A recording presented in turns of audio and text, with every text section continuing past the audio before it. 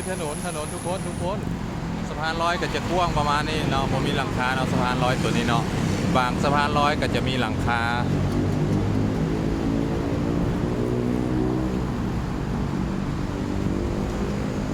แล้วก็เดินลงอยู่ไทยนี่ย่างมันย่างเบื้องขวาขี่รถเบื้องซ้ายงงเลย